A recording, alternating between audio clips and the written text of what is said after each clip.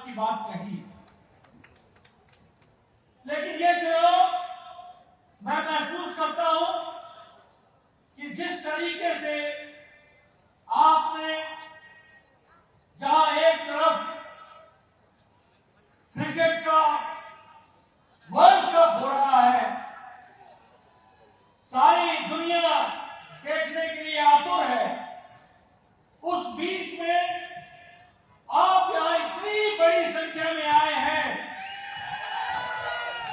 ये बताता है कि आपने के.एस. रत्नम को, मारुति किरण को और नवीन कुमार को चुनाव जिताने का मन बना लिया है।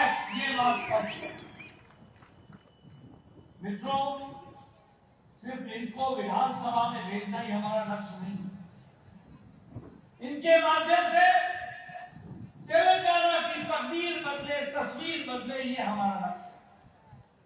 इनके माध्यम से तेलंगाना जो भ्रष्टाचार से ग्रसित है उससे निकले और पूरी ताकत के साथ आगे बढ़े, ये हमारा लक्ष्य है।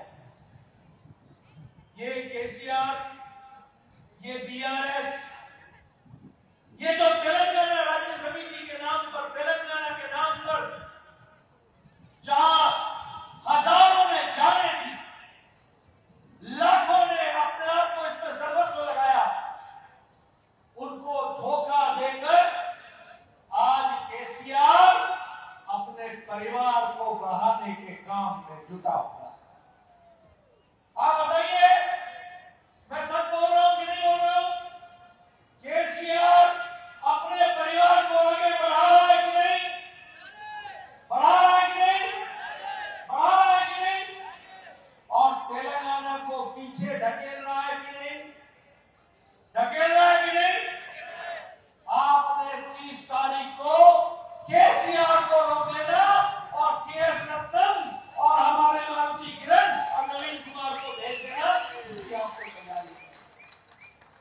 मित्रों, मैं यहां से ये कहना चाहता हूं और बड़े स्पष्ट